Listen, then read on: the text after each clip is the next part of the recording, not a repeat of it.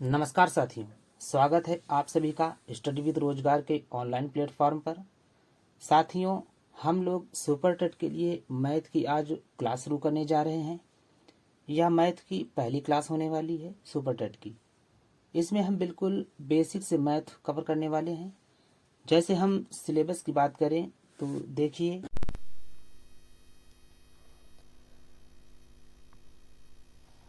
ये हमारा सिलेबस है जिसमें नंबर सिस्टम ही सबसे बड़ा है।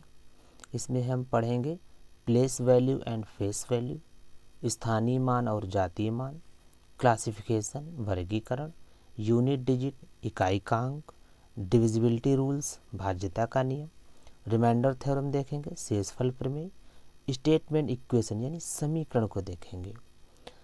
आपका नंबर सिस्टम ही इतना बड़ा है कि इसमें आपकी 4 से 5 क्लास लग सकती हैं। जैसे मैंने आपको बताया था कि मेरा अपना अलग तरीका होता है पढ़ाने का, इसलिए सबसे पहले मेरे अकॉर्डिंग नंबर सिस्टम ही आपको पढ़ना चाहिए। नंबर सिस्टम के बारे में आपको जानकारी होनी चाहिए। यही आपका सिलेबस है, आप स्क्रीनशॉट ले सकते हैं। हमको पढ़ना है नंबर सिस्टम पूरी यानी संख्या पद्धति। इसके ये सब टॉपिक हैं: place value and face value, classification, unit digit, divisibility rules, remainder theorem, statement equation. और इसके बाद अगला टॉपिक आता है multiple and factor, fraction, LCM और एचसीएफ, सर्ड्स एंड इंडाइसेस यानी घातांक और करड़ी, मीन, मोड, मीडियन, परसेंटेज यानी प्रतिशत, प्रॉफिट एंड लॉस, डिस्काउंट यानी लाभ हानि और बट्टा, सिंपल इंटरेस्ट यानी एसआई, कंपाउंड इंटरेस्ट यानी सीआई चक्रवृद्धि ब्याज, ratio and proportion, time and work यानी कार्य और समय, अलजेब्रा यानी बीजगणित। बीजगणित इसमें हम बेसिक वाला पढ़ेंगे, और हम देखेंगे इसमें मेंसुरेशन हम इसमें बेसिक वाला सीधा फार्मूला बेस्ड है। 2D और 3D दोनों 2D और 3D दोनों पढ़ना है हमको मेंसुरेशन, और ज्यामिति भी पढ़ना है इसमें हम। कंटेंट आपका हाई लेवल और मॉडरेट दोनों का रहेगा। सबसे पहले मैं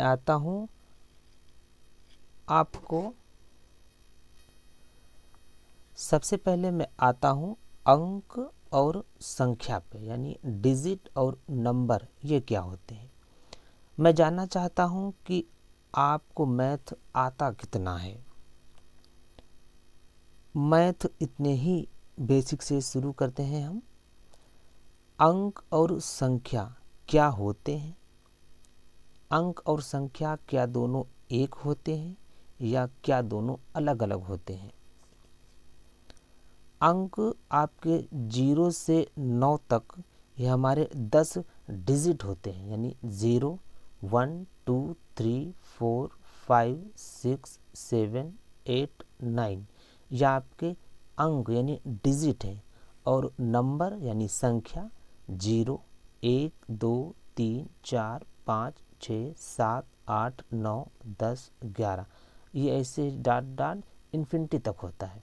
यानी अंक हमारे 0 से 9 तक 10 डिजिट होते हैं और संख्या हमारी 0 से अनंत तक होती, इन्फिनिटी तक होती है, यानी माइनस इन्फिनिटी से लेकर प्लस इन्फिनिटी तक होता है। जैसे 45 हमारी एक संख्या है। ये बनी किससे है? ये 4 और 5 ये डिजिट से बनी है। जैसे 10 अंक की संख्या में लिखनी है तो कैसे लिखेंगे? 8, 3, 5, 7, 8, 9, 7, 6, 3, 2 ये डिजिट लिखे हैं। डिजिट मिलकर ही संख्या बनती है, यानी अंकों के मेल से, यानी डिजिट के मेल से संख्या बनती है। अब हम देखते हैं इसके बाद नंबर्स। ये नंबर्स का चार्ट है हमारा, ये नंबर्स का चार्ट है। इसमें हम देखेंगे नंबर्स के 2 पार्ट हैं, वास्तविक संख्या और काल्पनिक संख्या, यानी रियल नंबर और इमेजिनरी नंबर। रियल नंबर के दो पार्ट होते हैं, रेशनल नंबर, इरेशनल नंबर, यानी परिमेय संख्या, अपरिमेय संख्या। रियल यानी रेशनल नंबर यानी परिमेय संख्या के अंतर्गत इंटीजर्स आते हैं। इंटीजर्स आपके नेगेटिव इंटीजर्स होते हैं, ज़ीरो और पॉजिटिव इंटीजर्स होते हैं। हिंदी में कहेंगे ऋणात्मक पूर्णांक, ज़ीरो और धनात्मक पूर्णांक होते हैं आपके। इसके बाद हम देखेंगे कि वास्तविक संख्या और काल्पनिक संख्या। काल्पनिक संख्या यदि रूट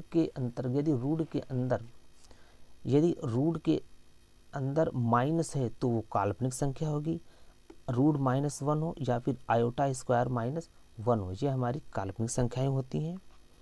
और हम इसके बाद देखेंगे परिमेय संख्या, परिमेय संख्या, अपरिमेय संख्या। इसके बाद हम देखेंगे रियल नंबर यानी वास्तविक संख्या क्या होती हैं। वास्तविक संख्या यानी ऐसी संख्या जिनको हम लाइन पर डिनोट कर सकते हैं। जैसे ये हमारी एक लाइन है, इस पर 0, 1, 2, 3 एंड वन इन्फिनिटी तक जाएंगे। ऐसे ही -1, -2, -3 ऐसे -इन्फिनिटी तक जाएंगे। यानी रियल नंबर यानी वास्तविक संख्याएं जिनको हम लाइन पर डिनोट कर सकते हैं वो वास्तविक संख्याएं होती हैं। और इमेजिनरी नंबर यानी काल्पनिक संख्याएं जिनको लाइन पर डिनोट नहीं कर सकते हैं, जैसे अंडर रूट के अंदर -1 और आयोटा स्क्वायर -1, ये आयोटा होता है, ये हमारी काल्पनिक संख्याएं हैं। अब हम देखेंगे रियल नंबर यानी वास्तविक संख्याएं। वास्तविक संख्याएं दो प्रकार की होती हैं, परिमेय संख्याएं और अपरिमेय संख्याएं।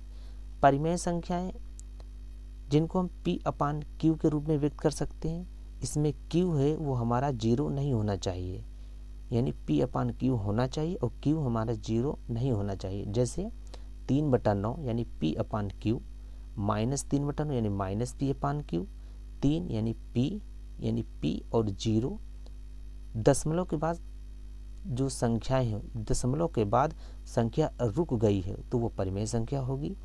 0.3 के ऊपर बार लगा यानी 0.33333 एंड वन इन्फिनिटी तक, यानी पॉइंट के बाद सेम संख्या रिपीटेड हो रही हो तो वो परिमेय संख्या होती है। अपरिमेय संख्या P/Q नहीं होना चाहिए, यानी P/Q संख्या नहीं होना चाहिए। जैसे √3, √2, √5 ये हमारी अपरिमेय संख्या होती है। 0.7539845672 एंड वन इन्फिनिटी तक, यानी पॉइंट के बाद संख्या रिपीटेड नहीं है तो हमारी अपरिमेय संख्या होती है। इसमें हमारी पॉइंट के बाद संख्या रुक गई है, पॉइंट के बाद संख्या रुक गई है तो हमारी परिमेय संख्या होगी, और पॉइंट के बाद संख्या रिपीटेड ना हो तो हमारी अपरिमेय संख्या होती है। पाई हमारी अपरिमेय संख्या है। देखेंगे 3/1, इसको हम लिख सकते हैं P/Q, ये परिमेय संख्या है। और 0 को हम लिख सकते हैं 0/1 यानी P/Q के रूप में लिख सकते हैं, तो 0 एक परिमेय संख्या है।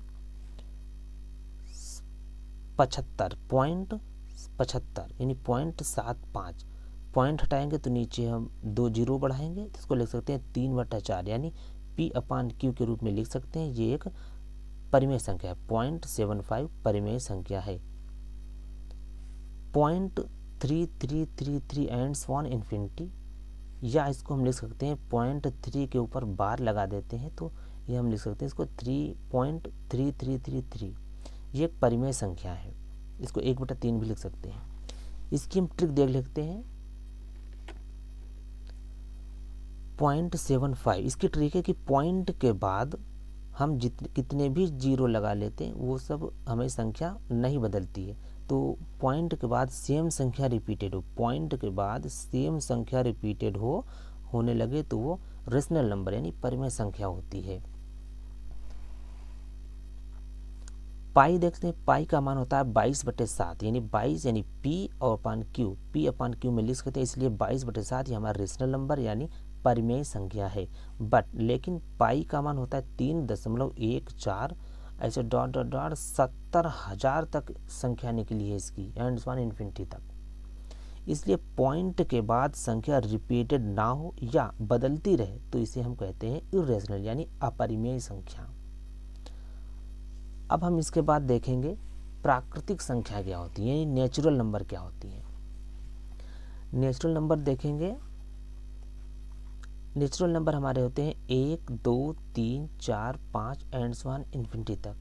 प्राकृतिक संख्या 1 से शुरू होती है और अनंत तक जाती है। और पूर्ण संख्या क्या होती है, होल नंबर। होल नंबर 0 से स्टार्ट होती है और 0 से स्टार्ट होकर 0, 1, 2, 3 और इन्फिनिटी अनंत तक जाती है। यानी प्राकृतिक संख्या में जब 0 हम शामिल कर लेते हैं तो वो पूर्ण संख्या बन जाती है। और सम संख्या इवन नंबर क्या होता है, इवन नंबर डिविजिबल बाई 2, जो 2 से विभाजित हो जाए उन्हें हम सम संख्या कहते हैं। जैसे 2, 4, 6, 8, 10 ये सब एंड सो ऑन इन्फिनिटी, ये सम संख्याएं हैं जो 2 से विभाजित हो जाएं। 2 से विभाजित हो जाएगा, 4 2 से विभाजित हो जाएगा, 6 2 से विभाजित हो जाएगा, ऐसे ये सम संख्याएं हैं। विषम संख्याएं ऑड नंबर 1, 3, 5, 7 जो 2 से डिविजिबल ना हो, नॉट डिविजिबल बाई 2, जो 2 से डिविजिबल ना हो, 1, 3, 5, 7 एंड सो ऑन इन्फिनिटी तक, ये विषम संख्याएं हैं। आपका क्वेश्चन है 0/3 ये क्या है। 0/3 को हम लिख सकते हैं 0, तो 0 हमारी क्या है, P/Q में लिख सकते हैं 0/1, तो यानी ये हमारा रेशनल नंबर यानी परिमेय संख्या है। अगला क्वेश्चन देखेंगे, 0 क्या है। हम आपको ऐसे क्वेश्चन कराएंगे जिसमें आपको सारे पॉइंट क्लियर होते चले जाएंगे। जैसे 0 क्या है, 0 ये है पॉजिटिव। 0 एक पॉजिटिव इंटीजर है, नहीं, 0 पॉजिटिव इंटीजर नहीं है। 0 क्या नेगेटिव इंटीजर है, नहीं, यानी 0 ना तो धनात्मक पूर्णांक होता है, 0 बीच में होता है, 0 इधर धनात्मक पूर्णांक इधर ऋणात्मक पूर्णांक, तो 0 ना तो धनात्मक पूर्णांक होता है ना ही ऋणात्मक पूर्णांक होता है। इसीलिए कहा गया कि 0 ना तो धनात्मक पूर्णांक है ना ही ऋणात्मक इंटीजर है। 0 वास्तविक संख्या है, 0 वास्तविक संख्या है। 0 परिमेय संख्या है क्योंकि P/Q में Q के रूप में व्यक्त कर सकते हैं। और 0 एक पूर्णांक है, हाँ 0 एक पूर्णांक है, क्यों, क्योंकि ये ना तो धनात्मक पूर्णांक है और ना ऋणात्मक पूर्णांक है, लेकिन पूर्णांक है। अगला क्वेश्चन देखेंगे, -7 क्या है। -7 काल्पनिक संख्या है, नहीं, -7 काल्पनिक संख्या नहीं है, क्योंकि काल्पनिक संख्या आयोटा वाली होती है और रूट के अंदर -1 यदि हो तो वो काल्पनिक संख्या होती है, इमेजिनरी नंबर। आपका अपरिमेय संख्या है, नहीं, अपरिमेय संख्या भी नहीं। अपरिमेय संख्या में P/Q नहीं होना चाहिए। -7/1 करें तो P/Q हो जाएगा, ये अपरिमेय संख्या भी नहीं है। -7 पूर्णांक है, हाँ निगेटिव पूर्णांक है यानी ऋणात्मक पूर्णांक है। वास्तविक संख्या है, हाँ वास्तविक संख्या है, इसको हम लाइन पर डिनोट कर सकते हैं। विषम संख्या है, हाँ विषम संख्या है, ये 2 से डिविजिबल नहीं है इसलिए विषम संख्या है। अगला क्वेश्चन है कि 1/3 क्या है। 1/3 वास्तविक संख्या है और 1/3 वास्तविक संख्या है, क्यों, क्योंकि हम इसको लाइन पर डिनोट कर सकते हैं। और 1/3 परिमेय संख्या भी है क्योंकि हम इसे P/Q के रूप में व्यक्त कर सकते हैं। एक मानिए इसे P और यहाँ पे लिखें Q, तो P/Q के रूप में व्यक्त कर सकते हैं, तो उसे हम परिमेय संख्या कहते हैं। अगला क्वेश्चन है कि 0 क्या है। 0 क्या है, 0 क्या एक वास्तविक संख्या है। हाँ 0 एक वास्तविक संख्या है, क्यों, क्योंकि 0 को हम लाइन पर व्यक्त कर सकते हैं। क्या 0 एक काल्पनिक संख्या है, नहीं, 0 काल्पनिक संख्या नहीं है। काल्पनिक संख्या वो होती हैं जिनके अंडर रूट के अंदर माइनस हो या फिर आयोटा स्क्वायर का मतलब -1 हो। 0 क्या प्राकृतिक संख्या है, नहीं, 0 प्राकृतिक संख्या नहीं है। 0 पूर्ण संख्या होती है, 0 पूर्ण संख्या है। प्राकृतिक संख्या 1 से स्टार्ट होती है और अनंत तक चलती है, तो सबसे छोटी प्राकृतिक संख्या 1 होती है। इसीलिए 0 प्राकृतिक संख्या नहीं है लेकिन पूर्ण संख्या है। 0 सम संख्या भी है और 0 विषम संख्या नहीं है। सम संख्या जो 2 से डिविजिबल हो जाए तो 0 2 से डिविजिबल हो जाता है, और विषम संख्या जो 2 से डिविजिबल ना हो तो उसे विषम संख्या कहते हैं। तो 0 विषम संख्या नहीं है। अगला देखेंगे -8 क्या है। -8 एक वास्तविक संख्या है, हाँ वास्तविक संख्या है क्योंकि इसको हम लाइन पर डिनोट कर सकते हैं। परिमेय संख्या है क्योंकि इसको हम -8/1 यानी P/Q के रूप में व्यक्त कर सकते हैं। पूर्ण संख्या है? नहीं, -8 पूर्ण संख्या नहीं है, क्योंकि पूर्ण संख्याएं ऋणात्मक नहीं होती, नेगेटिव नहीं होती है। प्राकृतिक संख्या है? नहीं, क्योंकि प्राकृतिक संख्या नेगेटिव नहीं होती है। पूर्ण संख्या 0 से शुरुआत होती है और इन्फिनिटी तक जाती है, यानी 0, 1, 2, 3, 4, 5 एंड वन इन्फिनिटी। ऐसे ही प्राकृतिक संख्या 1 से स्टार्ट होती है और इन्फिनिटी तक जाती है। -8 क्या है? यानी -8 सम संख्या है। हाँ, सम संख्या, क्योंकि 2 से 8 डिविजिबल यानी कट रहा है, तो सम संख्या पूर्णांक है। हाँ, निगेटिव पूर्णांक है, यानी राइट तरफ हमारा धनात्मक पूर्णांक होता है, यानी पॉजिटिव इंटीजर होते हैं। बीच में 0, यानी 0 ना तो धनात्मक पूर्णांक है और ना ही ऋणात्मक पूर्णांक है, और लेफ्ट की तरफ होते हैं ऋणात्मक पूर्णांक, यानी नेगेटिव इंटीजर होते हैं। तो -8 नेगेटिव इंटीजर है। अब देखते हैं कि -√-16 क्या है। आपके ऑप्शन है परिमेय, बी प्राकृतिक, सी अपरिमेय, डी वास्तविक, ई काल्पनिक, एफ सम, जी पूर्णांक। तो √-16 क्या है? √-16 का मतलब होता है, यानी अंडर के अंदर माइनस है, तो आपको समझ जाइए कि आप ये काल्पनिक संख्या है। जब ये काल्पनिक संख्या है तो ना ही ये आपकी वास्तविक संख्या होगी। जो वास्तविक नहीं है, तो वास्तविक का मतलब होता है जो परिमेय और अपरिमेय इसके पार्ट होते, तो परिमेय भी नहीं है और अपरिमेय भी नहीं है। जो अपरिमेय नहीं है तो प्राकृतिक भी नहीं है, सम भी नहीं है, पूर्णांक भी नहीं है आपकी ये। जो इसका हम हल करेंगे तो √-16 को हम लिख सकते हैं √-1 और इंटू 16। इसको लिख √-1 हम बाहर कर लेंगे इंटू √16। √-1 का मतलब होता है आई और इंटू √16 का मतलब होता है 4। इसको बाहर निकालेंगे तो 4 आ जाएगा। तो अंडर दोनों तरफ वर्क करेंगे तो √-1 का मतलब होता है आई² होता है। √-1 का मतलब आई²। अगला क्वेश्चन देखेंगे, क्या 0/3 एक परिमेय संख्या है? हाँ, 0/3 एक परिमेय संख्या है। क्यों? क्योंकि 0/3 को हम 0 लिख सकते हैं, तो 0 एक परिमेय संख्या है।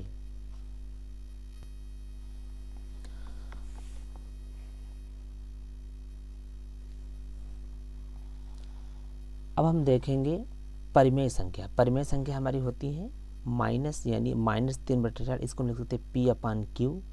P/Q 3 का मतलब P 0.25, यानी दशमलव के बाद संख्या रुक जाए तो परिमेय संख्या। 25.252525 एंड वन इन्फिनिटी, यानी दशमलव के बाद संख्या रिपीटेड हो,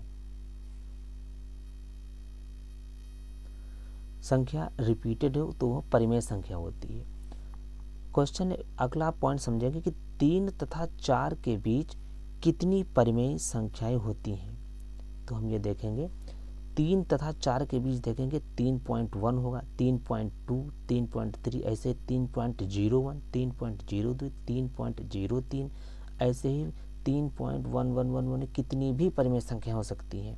3.0193222000, ये सब परिमेय संख्याएं। अतः दो संख्याओं के बीच अनंत परिमेय संख्याएं होती हैं। ये पिछले आपकी जो 2021 में टेट हुआ था उसमें आपका क्वेश्चन आया हुआ था कि दो संख्याओं के बीच कितनी परिमेय संख्याएं होती हैं। आपका आंसर होगा दो संख्याओं के बीच, यानी 3 तथा 4 संख्याएं जिससे है, तो इसी प्रकार दो संख्याओं के बीच अनंत परिमेय संख्याएं होती हैं। इसी प्रकार 3 तथा 4 के बीच कितनी अपरिमेय संख्याएं होती हैं, जैसे 3.1239467 एंड वन इन्फिनिटी, ये इरेशनल यानी अपरिमेय संख्या है। ऐसे 3.2 पहले कर दीजिएगा, फिर बाद में 1394667, ये भी इरेशनल अपरिमेय संख्या है। यानी पॉइंट के बाद संख्या रिपीटेड ना हो, बदलती रहे तो वो अपरिमेय होती है। यानी पॉइंट के बाद संख्या रिपीटेड ना हो, बदलती रहे तो वो अपरिमेय संख्या होती है। अतः दो संख्याओं के बीच अनंत अपरिमेय संख्याएं होती हैं। दो संख्याओं के बीच अनंत परिमेय संख्याएं भी होती हैं और दो संख्याओं के बीच अनंत अपरिमेय संख्याएं भी होती हैं। अब हम देखेंगे प्राकृतिक संख्या क्या होती हैं। प्राकृतिक संख्या नेचुरल नंबर सम और विषम दोनों होती हैं। सम संख्याएं देखेंगे इवन नंबर्स, ऐसी संख्याएं जो 2 से पूर्ण विभाजित होती हैं, यानी डिविजिबल बाय 2। जैसे हम देखेंगे 3, 9, 8, 7, 4, 3, दूसरा है 3 7 8 7 2 9 1, अगला है सी ऑप्शन है 2 9 4 3 0 2 0। इसमें आपको चेक करना है कि संख्या कौन सी सम है और कौन विषम है। इसके लिए हम लास्ट का डिजिट देखते हैं। लास्ट का डिजिट इसमें 3 है, इसमें 1 है, इसमें 0 है। यानी सम संख्याएं होती हैं ऐसी संख्याएं जो 2 से पूर्णतः विभाजित हो जाती हैं। क्या 3 2 से विभाजित है? नहीं, तो ये विषम संख्या है। 1 क्या 2 से विभाजित है? नहीं, ये विषम संख्या है। 0 2 से विभाजित है। जब 0 को 2 से विभाजित करेंगे तो हमारा 0 आ जाएगा, अतः ये सम संख्या है। सम का सूत्र होता है सम बराबर 2n। n का मतलब कैपिटल n का मतलब होता है प्राकृतिक संख्या, natural number. Natural number 1 2 n का मान रख सकते हैं 1 2 3 4 5 एंड इन्फिनिटी तक। इस सम का सूत्र होता है। अगला हम देखेंगे विषम। विषम का सूत्र यानी विषम होता है ऐसी संख्याएं जो 2 से पूर्णतः विभाजित ना हो, यानी नॉट डिविजिबल बाय 2। इसके ऑप्शन, पहला ऑप्शन है 38729, 27342, सी ऑप्शन 8930। इसमें हमको चेक करना है कि कौन सी संख्याएं विषम है और कौन सी सम है। तो हम लास्ट का अंक देखते हैं 9। 9 2 से कट जाता है? नहीं, तो ये हमारी विषम संख्या हो गई। 2 2 से कट जाता है तो ये हमारी सम संख्या हो गई। ये हमारी विषम संख्या नहीं होगी। लास्ट का डिजिट 0 है तो ये 2 से कट जाता है तो ये हमारी विषम संख्या नहीं होगी, ये सम संख्या होगी। एक चीज नोट करके लिखिएगा कि 1/0 का मतलब होता है अनंत। यानी 1 के हम इतने टुकड़े करें कि वो 0 बार बटे 1 के, यानी 1 के इतने टुकड़े करें कि वो 0 0 0 0 हो, का मतलब एक भी टुकड़े नहीं, यानी अनंत होगा इसका मतलब। और 0/1 का मतलब होता है 0, यानी 0 को एक बार बांटो तो कितना आ जाएगा 0। 0/1 का मतलब होता है 0 का एक भाग, कितना 0। 1/0 का मतलब होता है अनंत और 0/1 का मतलब होता है 0। ये बहुत ही कंफ्यूजिंग करता है, इसको हमेशा याद रखिएगा इस चार्ट को। अब हम देखते हैं दूसरी चीज, देखते हैं यदि हम सम की गुणा सम से करते हैं तो हमेशा सम आएगा। जैसे 2 सम संख्या है और गुणे 2 ये भी सम संख्या है, तो 2 दूनी 4 हमेशा सम संख्या ही आएगी। ऐसे ही जब विषम की हम विषम से गुणा करते हैं तो हमेशा विषम ही आएगा। जैसे 7 विषम संख्या है और 7 ये विषम संख्या है, तो 7 7 49, तो हमेशा विषम संख्या ही आएगा। जैसे 3 विषम संख्या है, 3 विषम संख्या है तो 3 3 9, हमेशा विषम संख्या ही आएगा। सबसे मेन पॉइंट ये याद करने वाला होता है, इसमें ही कंफ्यूजिंग सबसे ज़्यादा होता है। जैसे सम और विषम, जब सम और विषम की गुणा करते हैं तो हमेशा सम ही संख्या ही आएगा। सम संख्या और विषम संख्या की गुणा हमेशा सम संख्या ही आता है। जैसे 8 सम संख्या और इसकी गुणा हम विषम से करते हैं, जैसे 71 क्या है विषम संख्या है, तो 8 की गुणा हम जब 71 से करते हैं तो हमेशा सम ही आएगा। 8 × 7 8 7 56, तो हमेशा लास्ट में सम ही आएगा। 21 की गुणा जब 16 क्या है, ये 21 विषम संख्या और 16 सम संख्या है, तो सम और जो विषम की जो हमेशा गुणा करे तो हमेशा सम ही आएगा। 27 विषम है और 24 सम है, तो सम 24 सम कैसे जानेंगे, डिविजिबल बाई 2 कर दिएंगे। सम कैसे पहचानेंगे, सम पहचानेंगे तो हम 8 को 2 से भाग करेंगे तो पूरा कट जाएगा।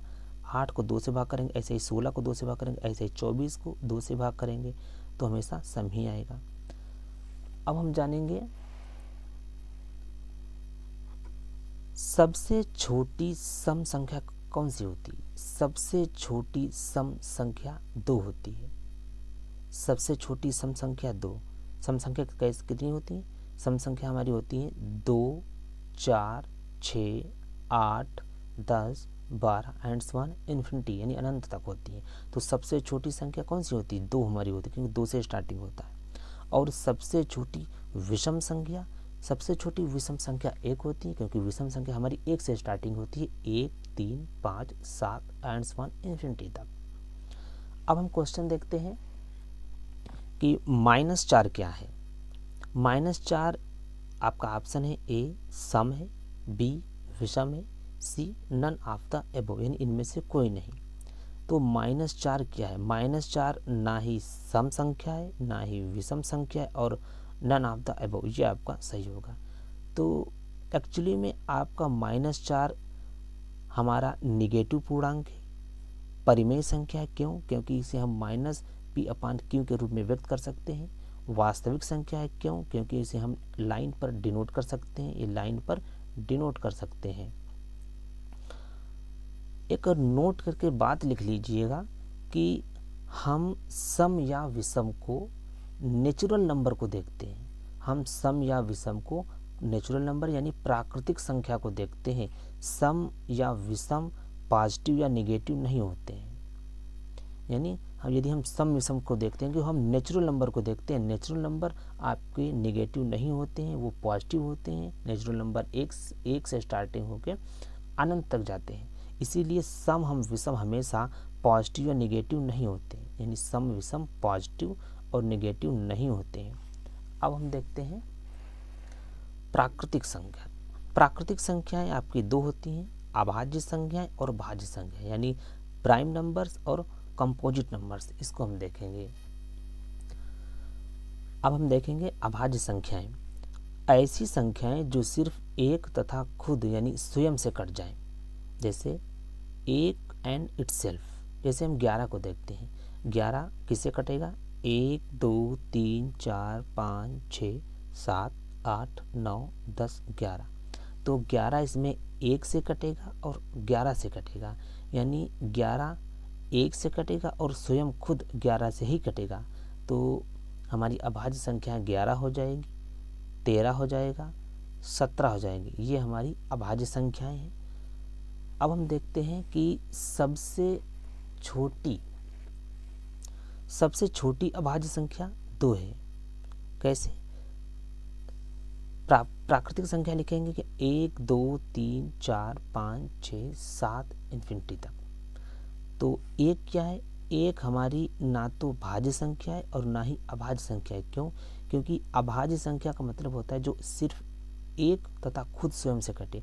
तो एक से कटे तो हमेशा एक ही आएगा, और स्वयं से नहीं कटेगी तो अभाज्य संख्या नहीं। और भाज्य जो एक के अलावा अपने अन्य से भी कट जाए तो भाज्य भी नहीं होगा। तो एक ना तो भाज्य और ना ही अभाज्य है। दो हमारी 2 1 से भी कट जाएगी और 2 से भी कट जाएगी, तो अन्य से नहीं कटेगी। तो हमारी सबसे छोटी अभाज्य संख्या 2 हो जाएगी। अब हम देखते हैं एक मात्र सम अभाज्य संख्या 2 हो जाएगी, यानी ये एक मात्र सम अभाज्य संख्या, यानी अभाज्य संख्या का मतलब जो 1 से कटे और खुद स्वयं से कटे वो अभाज्य संख्या आ जाएगी। और सम का मतलब होता है जो 2 से डिविजिबल, ये 2 से डिविजिबल हो जाएगी।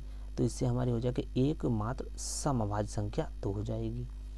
सबसे छोटी विषम अभाज्य संख्या, विषम इसमें कौन सी? विषम इसमें 3 है, तो विषम तो हो गए। और अभाज्य संख्या का मतलब होता है जो 1 से कटे और अपने स्वयं से कट जाए। तो 3 को हम 1 से काटेंगे तो 3 आएगा, और 3 को जब हम 3 से काटेंगे तो 1 आए। तो यानी सबसे छोटी विषम अभाज्य संख्या 3 हो जाएगी। और सबसे बड़ी अभाज्य संख्या होती ही नहीं, वो अनंत होती है। एक नोट करके बात लिखिएगा कि 1 से 50 तक कितनी अभाज्य संख्याएं होती हैं। ये आपके पेपर में डायरेक्ट क्वेश्चन आता है कि 1 से 50 तक कितनी अभाज्य संख्याएं होती हैं। तो आप तुरंत बताइएगा कि 15 होती हैं। 50 से 100 तक अभाज्य संख्याएं 10 होती हैं। यदि 1 से 100 तक अभाज्य संख्या पूछी जाए तो आप बताइएगा कि 25 होती हैं। अब हम देखेंगे भाज्य संख्याएं। भाज्य संख्या क्या होती है? जो संख्या एक तथा स्वयं के अलावा भी किसी अन्य संख्या से कट जाए, मिनिमम उसके 3 फैक्टर होने चाहिए, तो वो भाज्य संख्या होगी। जैसे 16 हमारी 1 से भी कट रही है, स्वयं से भी 16 से भी कट रही है, और 16 2 से भी कट रहा है, 16 4 से भी कट रहा है। तो ये हमारी 16 भाज्य संख्या है। यानी जो संख्या एक और स्वयं के अलावा भी अन्य से कट जाए तो हमारी हो जाएगी भाज्य संख्या है। 25 हमारा 1 से भी कटेगा, 25 से भी कटेगा, और 5 से भी कटेगा, तो हमारी 25 1 से भी कटेगा, 5 से भी कटेगा और 25 से भी डिविजिबल होगा, तो हमारा 25 हमारी भाज्य संख्या है।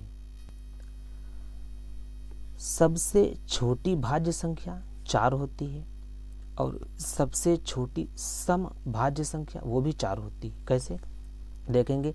प्राकृतिक संख्या 1 2 3 4 5 6 7 8 9 ऐसे ही अनंत तक होती है, इन्फिनिटी तक होती है। तो इसमें देखेंगे एक ना तो भाज्य संख्या है और एक ना ही अभाज्य संख्या है। दो हमारी ये अभाज्य संख्या हो गई। चार हमारे सबसे छोटी भाज्य संख्या है। क्यों? क्योंकि 4 1 से भी कट रहा है, 4 1 से भी कट रहा है, 4 खुद यानी स्वयं 4 से कट रहा है और 4 2 से भी कट रहा है, तो इसलिए 4 सबसे छोटी अभाज्य संख्या हो गई। और 9 सबसे छोटी विषम भाज्य संख्या है। सबसे छोटी विषम, ये 9 ये 2 से डिविजिबल नहीं है तो विषम हो गई। और भाज्य संख्या, भाज्य का मतलब हो जाएगा जो 1 से भी कट जाए, स्वयं से कट जाए और अन्य से भी कट जाए। जैसे 9 1 से भी कट रहा है, स्वयं से कट रहा है और 3 से भी डिविजिबल हो रहा है, तो ये सबसे छोटी विषम भाज्य संख्या है। सबसे छोटी विषम भाज्य संख्या 9 है और सबसे बड़ी सम भाज्य संख्या या विषम भाज्य संख्या यानी सबसे बड़ी सम विषम भाज्य संख्या इन्फिनिटी होता है। अब हम क्वेश्चन को देखेंगे। 25 से कम अभाज्य संख्या कितनी है? यानी 25 से कम देखेंगे तो 25 से कम अभाज्य संख्या कितनी हो जाएंगी? एक तो होगा नहीं, एक ना तो भाज्य संख्या है ना अभाज्य संख्या है, उसको हम काउंट नहीं करेंगे। 2 देखेंगे, 3 होगा, 5 7 11 13 17 19 23, तो 1 2 3 4 5 6 7 8 9, तो 25 से कम अभाज्य संख्याएं 9 होंगी। अगला क्वेश्चन देखेंगे। सबसे छोटी अभाज्य संख्या, तो सबसे छोटी अभाज्य संख्या 2 होती है।